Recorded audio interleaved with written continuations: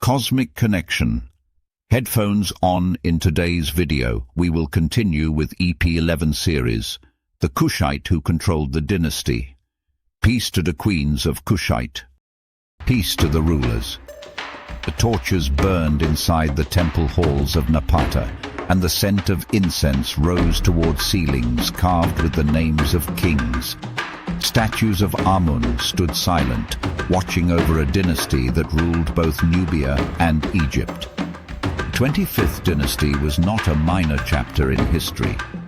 It was a moment when Kush rose from the south and reclaimed the throne of the Nile. Behind that rise stood warriors, generals, and architects. But behind the stability of that dynasty stood a woman. Her name was Abba. Abba was not a ruler who led armies into battle. Her name is not attached to conquest lists or military campaigns. Yet, her influence was embedded in something far more powerful: lineage. In royal systems, bloodline is not symbolic. It is structural. It determines succession, legitimacy, and divine approval. The Kushite kings did not rule Egypt as outsiders. They ruled as restorers of sacred order. That claim required religious alignment and dynastic clarity. Abba's position within the royal household strengthened that foundation. She anchored the bloodline that would produce one of the most formidable rulers of the 25th dynasty, Taharqa. Taharqa is remembered for his building projects at Karnak, Kawa, and throughout Nubia. He defended the realm against Assyrian expansion and left monuments that still stand today. But before Taharqa was crowned king of Upper and Lower Egypt, he was the son of a royal line whose legitimacy had to be secure. Succession in ancient monarchies was fragile. Dynasties often collapsed not because of foreign invasion, but because of internal fracture. Rival claims, temple divisions, military interference. A kingdom could fall within months if the transfer of power was unclear. The Kushite dynasty did not fracture during its rise. That stability was not accidental. Royal women in Kush and Egypt were more than ceremonial figures. They represented dynastic continuity. Their status strengthened claims to the throne and reinforced sacred authority. Abba's position within the royal structure ensured that succession moved forward without splintering the core of the dynasty. At the same time, the world around them was shifting. Assyria advanced aggressively from the north. Egyptian territories were politically unstable. Local rulers watched for weakness. The Nile region was never isolated from external pressure.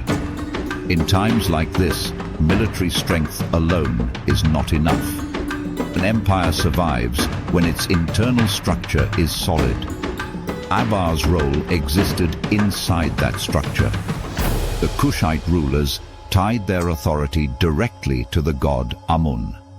Temple expansion was not merely architectural ambition, it was a declaration of divine sanction.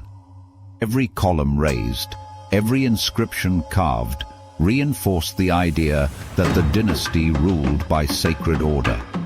Taharqa's temple projects strengthened that message. But sacred authority depends on uncontested succession. The line had to be clear. The blood had to be legitimate. The dynasty had to appear unbreakable. Abba's presence within the royal lineage reinforced that image of permanence. While kings fought campaigns and expanded monuments, the internal chain of inheritance remained intact. The Kushite state projected unity, and unity is power. Architecture declared strength. Temples declared divine approval. Monuments declared permanence.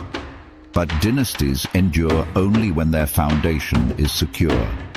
The 25th dynasty left a legacy that scholars still examine today.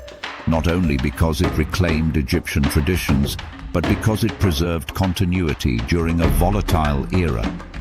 The Kushite rulers did not simply conquer, they integrated, restored, and stabilized. Aba stands within that legacy. Her name may not be carved across battlefields, but it is woven into the survival of the dynasty itself. Through her line came leadership that would shape temple construction, military resistance, and political endurance across the Nile Valley. Empires rise through force. Dynasties endure through structure. And structure begins in the royal house. The throne does not belong solely to the figure who sits upon it. It belongs to the lineage that secures it. It belongs to the continuity that prevents collapse. It belongs to those whose authority is quieter but foundational. Aba did not need to command an army. She controlled something greater, the future of the dynasty. And in ancient monarchies, that is power. Kindly click, like, subscribe, and share this channel.